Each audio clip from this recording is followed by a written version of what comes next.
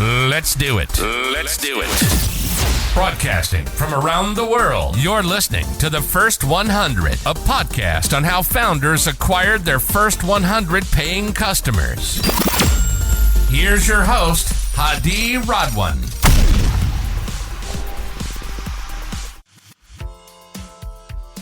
All right. Good to have you on the show, Hamdi. How are you doing today? Good to be here, Hadi. Thanks for having me.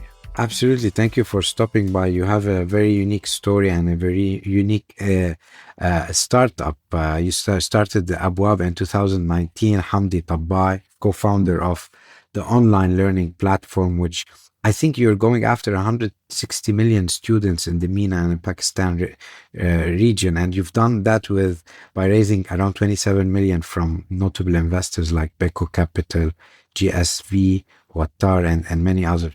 Hamdi, tell us, what inspired you to build Abwaab? I think the story goes way back, and it's a series of events, I would say. I came straight out of university, building a company in the food and beverage space. Spent around 5-6 years doing that. It was very tough. I learned a lot, and when you're in the brick and mortar business, it's just a different world of its own. I think fast forward these 5-6 years, when I joined Uber, and I was just fortunate to be part of the team in the early days of Uber launching in the Middle East. I realized that the amount of impact and scale you can achieve through technology is enormous. It almost felt like I was operating in the dark, and then like all of a sudden the lights lit up the room, and I was able to see like what you can do with the power of technology. So that first shift in my life, from like moving into the tech world from like my brick and mortar business, despite the attempts that I tried to do like some tech work over there, was a big change for me. And spending a couple of years at Uber from the very early days when it was launching in Jordan, and a couple of other markets that I was also running from scratch, and seeing it grow to hundreds of millions of dollars in revenue, made me realize that there's a lot that you can achieve even in this region that was historically maybe looked at as a region that was not as exciting as at the time, at least I would say, like in 2015, it wasn't probably as exciting as operating in more mature markets. But that whole change made me realize that you can build a quite a sizable business in the Middle East and North Africa and achieve a lot of impact. I would say that was one of the reasons. Amazing. I mean, if you take us back to your early startup, you mentioned you had brick and mortar. It was called Dukkan. What made you transition from this company to the online educational world? Like, how do you think about solving problems? Do you focus on your core competencies and then find if the market needs certain, let's say, solutions to a problem, or do you actually do it in a different way? How did you find that the online education space is something worth tackling? Yeah, I mean, it's not a traditional route that I've taken, like operating in the food and beverage space for 5-6 years, brick and mortar, and then operating in ride sharing, and then going into education technology. It's not a typical route, but I would think that, I mean, I think there are two schools of founders, or like two founder types. Either founders that have come straight out of that industry with like 10, 15, 20 years of experience and just like knowing all the ins and outs and deciding to do something disruptive, or founders that almost have absolutely no clue about what that industry is about, just believing that there's room for value to be created and disruption to happen, and just like diving straight into that business. And I come from the latter group, obviously. Education specifically was something that I figured earlier on, like even before I joined Uber, that was an exciting field. First, because you see immediate impact to the work that you're doing, and it's like personally rewarding, and it's one of the industries that's more on the less mature side, I would say. And I remember my grandfather once told me he had like invested in multiple industries, automotive, insurance, finance, and everything. And he once told me that education was one of the most financially rewarding businesses he went into. And that always stuck with me. And I realized that what more can you ask for to go into an industry where you can achieve impact, and with technology you can do it at scale, and also with something that has clear path to healthy profitability. It felt like you're getting the best of both worlds. And it just made a lot of sense. And then, like, throughout my time at Uber, there was this online course that was joint between Harvard Business School and Uber, where most of the employees at Uber joined to learn like strategy and leadership. And we used to dial in at least my time zone. I used to dial in at like 2 a.m. People from Brazil dialed in, people from Japan dialed in. We're like, oh, the entire team on these calls learning from Harvard professors. And I actually learned quite a lot. I used to sometimes crash on the couch at like 4 or 5 a.m. halfway through the class, but it was a great learning experience. And I remember feeling that if someone in Jordan on their couch can learn from a Harvard professor online, I'm sure you can build an app in the region that can deliver the best quality education to students in rural areas, in villages, in towns, in ways they've never been able to get before. So I think all of like so many little things just inspired me to decide to start Abwaab late 2019. Amazing story. Tell us, how does Abwaab work? So how are you different from other online ed techs? So Abwaab is focused on the K-12 space. What we're trying to do at Abwaab is help students in their school years advance and get ahead. And in a region where the public schooling infrastructure is on the lower side due to challenges with funding, with the government, with very high birth rates, and just like a very fat population pyramid from the bottom, there's a lot of pressure on school, and basically not being able to deliver the best quality education possible. And this has led to the emergence of a parallel industry of after-school tutoring, very similar to other parts of the world, of course, like India, China, and most of the southern hemisphere countries, I would say. And this industry has become quite large to the extent that parents spend up to 25-30% of their household income on their kids to get them through this supplementary education, because the best way, I mean, the best bet to give your kids a proper future is to equip them with the best possible education. So you can see that industry has grown a lot, and we decided to come in to focus on that niche, on the K to 12 space, by offering a unique experience to students, where the Abwaab platform offers students with this comprehensive learning ecosystem that houses millions of pieces of content, video content, assessment, PDF summaries, and question bank, and everything around that. That is exactly matching the national curriculum that the students are learning in their home country. So Abwaab today is present in Jordan, Egypt, Saudi, Iraq. At some point, we're present in Pakistan. Right now, expanding into Algeria and possibly Oman.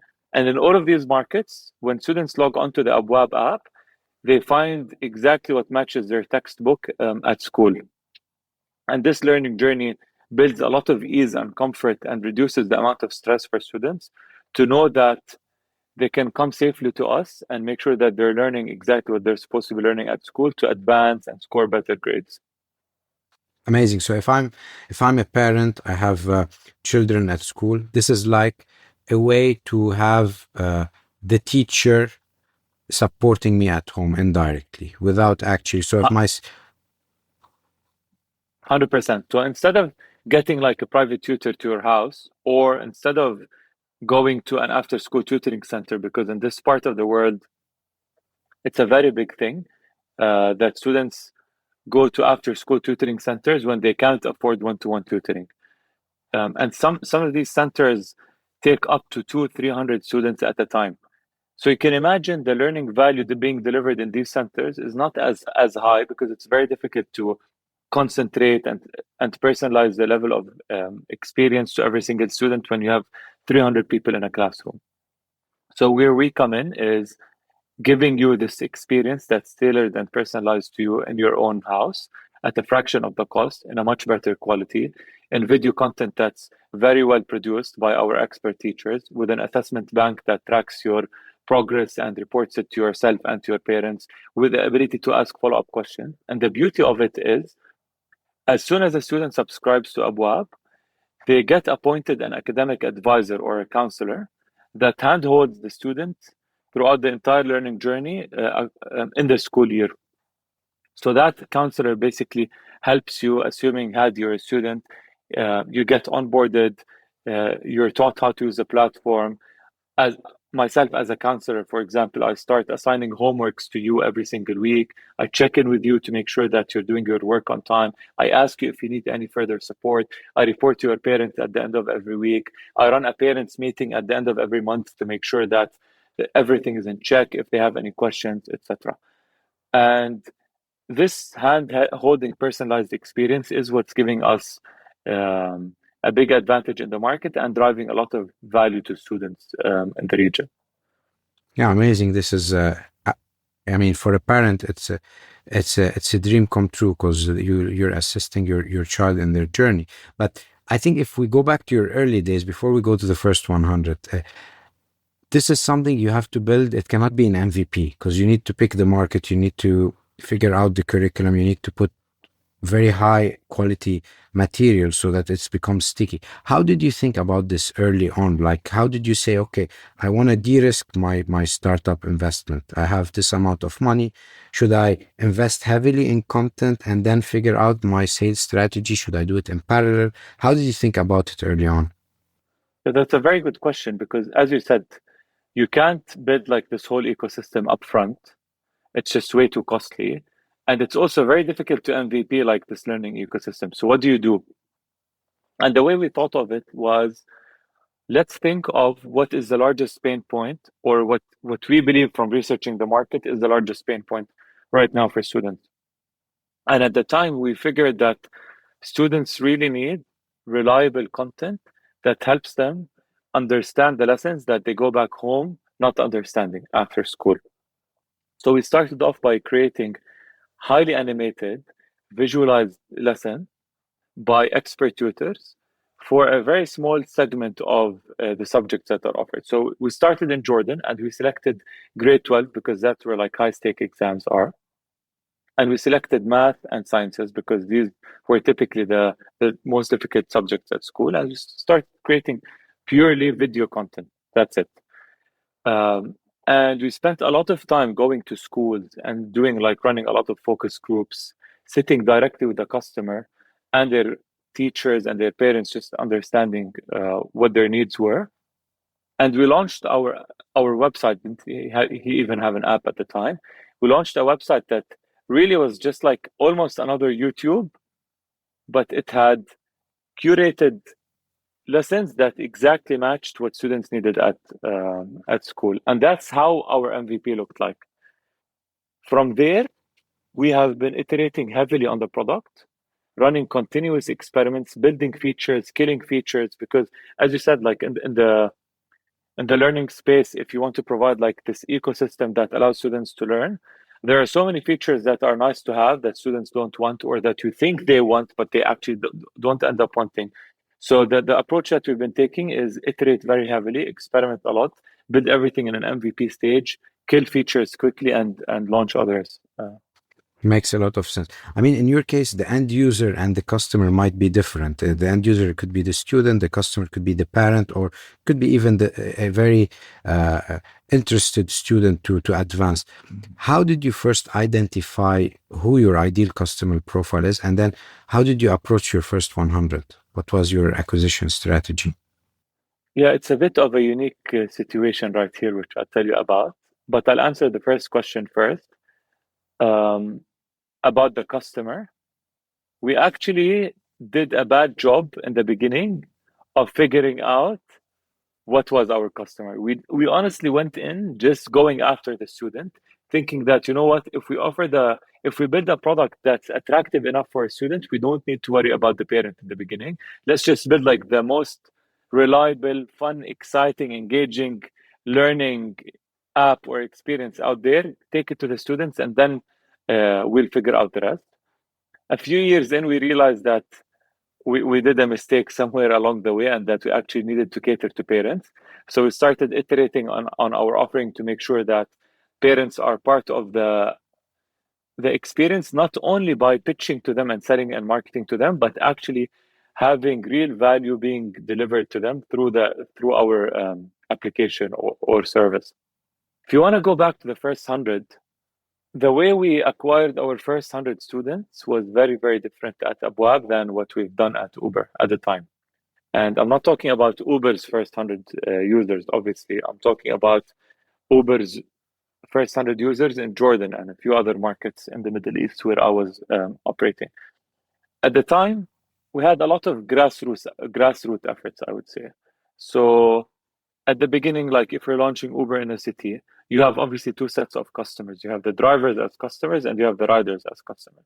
So to acquire, and it's a chicken and an egg problem that's typical for any marketplace. For the drivers, we used to go to rental car companies and limousine companies that hired drivers. And I used to go personally myself to onboard these drivers and tell them about the service and pitch Uber to them all the time. And that was obviously a challenge of its own, just raising awareness about Uber. And on the rider side, typically you would think about who would be the early adopters. So we'd go to like restaurants, some like nightlife places where people are looking for a ride at night, or you would go to universities or business centers and you just like literally spend time on the ground trying to figure out who the customer would be and pitching the service in person to these people to make sure that they understand what the value proposition is and going after it. And we spent quite a good amount of time doing that when we launched Uber in Jordan. It was obviously just myself as a team member. Like, I didn't have a team, so I was in charge of doing everything. And I guess that's the case for any new or young startup that's trying to find its first customers. You don't go and hire a team before you get your customers and you figure out what they want. Now, for Abwaab, it was a bit different. Obviously, in the beginning, we took the same approach where we spent a lot of time at school.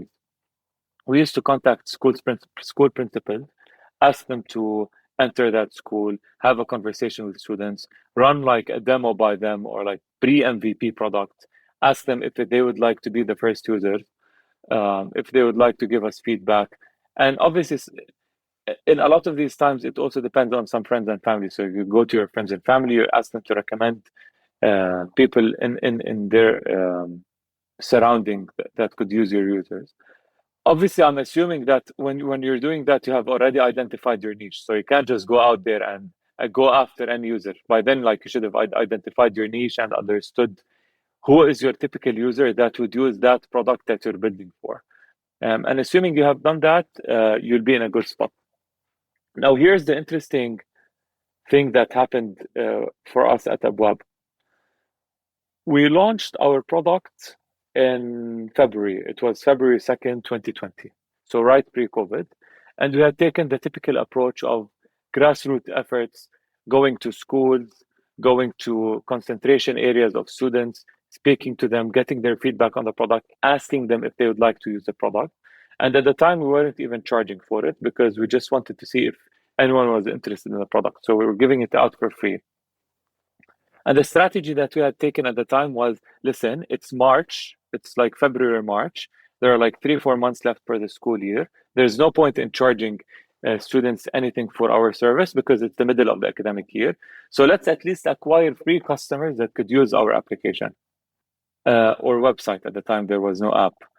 And we did that for around like 4 or 5 weeks. And we had like a nice uptick of free users that we were following up on a daily basis, going on to like Google Analytics, making sure that they are engaging through the platform, that they're going through the funnel user by user, calling them up, asking them for feedback, really like white glove experience. And I think that's the best way to do. Like, you need to offer your first user a white glove experience to make sure that they're getting the best value that you're trying to deliver, and you're getting like immediate feedback on things they're giving you feedback on. Because let's face it, I don't think any of us, maybe except for Steve Jobs, who like came out and said, listen, everyone needs to use the iPhone.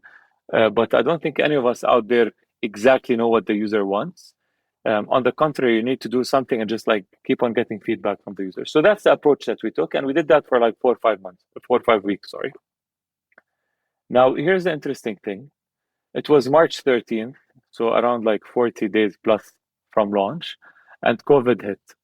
And we have not been monetizing our product yet. And we hear that schools were going to shut down, and that the Minister of Education in Jordan wanted to basically build an alternative for school as an online product. So I managed to reach out to the Minister of Education, and somehow I managed to just like squeeze myself into a meeting where they told me, listen, you have a meeting with the minister on Saturday. The guy's going to be working on the weekend.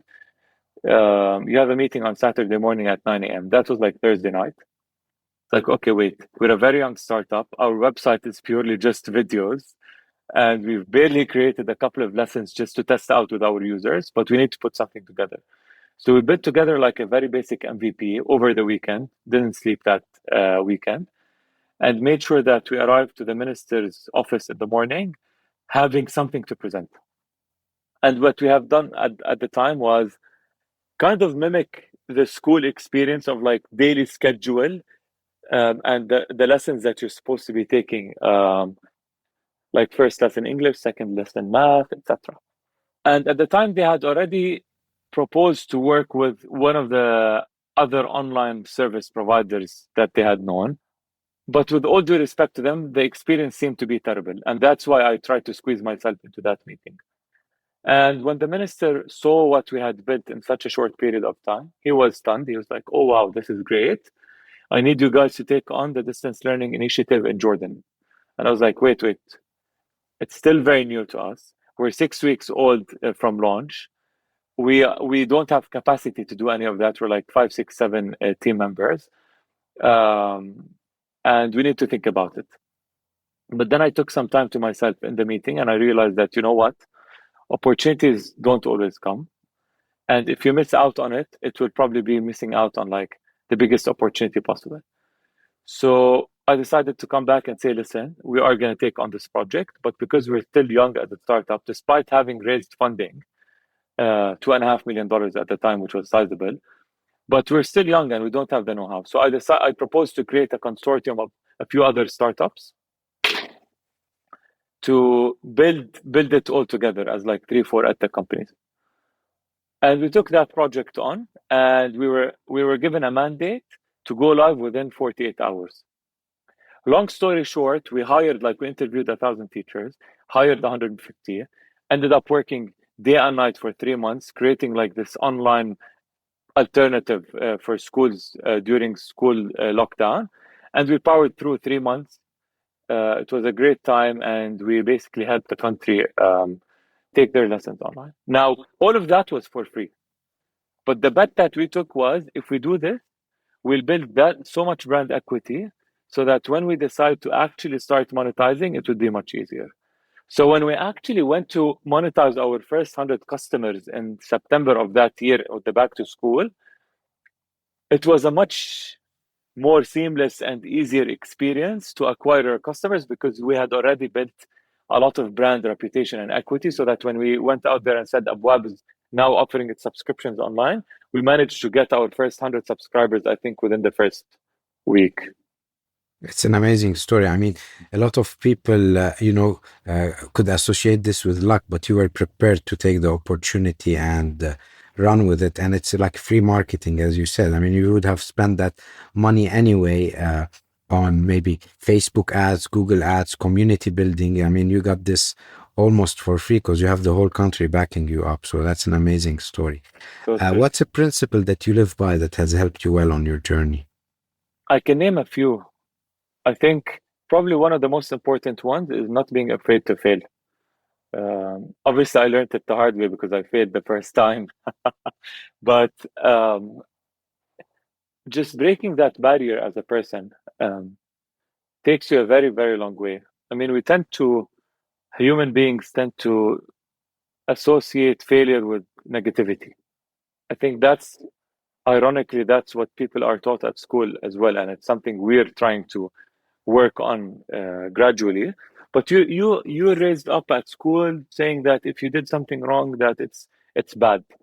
Where in reality, after my first experience at Dukan, I realized that failure is the best way to learn and advance and move forward. Obviously, it's much easier said than done, because at the time when you're actually going through failure, you're like not seeing the light at the end of the tunnel, and you're like in a very, very tough space. I remember like telling my wife, Tala, it was like 2014, 13. I'm like, I just can't see any light at the end of the tunnel. But after you end up passing the tunnel and seeing the light, you realize that you should really embrace failure, in all of its sizes. And this is a principle that I try to promote a lot at Abwaab, that we are expected to fail. With small experiments, you can run like as simple as running a Facebook campaign this morning and coming back the next day saying, hey, you know what? The assets that I created have failed. It didn't do very well. Right now, I'm going to iterate and do something else. And as big as saying, you know what? I started something and it failed, and I'm going to build like a different business. And everything that falls within the spectrum, I guess. Thank you for sharing your principle. One last question. What's next for Abwaab? The amount of times we say no to different opportunities is really high, because the edtech space, or education in general, is a very wide space that's also extremely fragmented. And if you think of it, none of us ever are supposed to stop learning. You start learning from the day you're born into this world, all the way until you retire, and even beyond that. Learning is just an ongoing, iterative thing.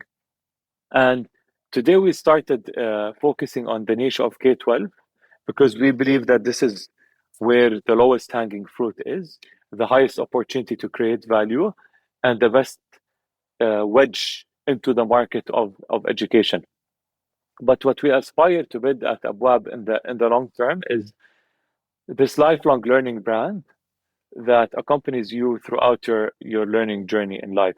So you start off learning in the K-12 space, and obviously there's so much for us to do here in terms of personalizing the experience, leveraging the power of AI, expanding into other regions, covering the entire Middle East and North Africa and everything along the way. But beyond that, we have lots of graduates, hundreds of thousands of them, every single year, graduating from Abwaab in grade 12 and heading out to university life. And these students still need support in their higher education space. And once they graduate from university, they go to the job market, and over there, language learning becomes important, lifelong learning, professional upskilling, and there's lots of opportunity to do. And for us, we're just focused on making sure that we nail the stage that we're in, deliver the best value to the niche that we're at right now, but at the same time, have a vision towards building this brand that becomes your lifelong learning partner throughout your life. Amazing vision. We wish you the best of luck. How can people reach you, and are you hiring? Startups are usually always hiring if they're growing. We have multiple interesting roles that are open. I'm reachable mostly by LinkedIn. I'm quite responsive on LinkedIn. Hamdi Tabbaa, basically. And would love to connect with anyone that's interested in the mission that we're after, in delivering the best quality education, in helping us unleash the human potential of people around us and the region, and just deliver the best learning experience that sets up the future generations for success that outlives us, I would say. We wish you best of luck on your journey, and hopefully you achieve your vision. Thank you for stopping by. Thank you, Hadi. Thank you very much. Thank you so much for listening to the First 100. We hope it inspired you in your journey. If you're enjoying the podcast, please subscribe to our podcast on Apple iTunes, Stitcher, Google Play, or Spotify, and share it with a friend starting their entrepreneurship journey. Leave us a 5-star review. Your support will help spread our podcast to more viewers.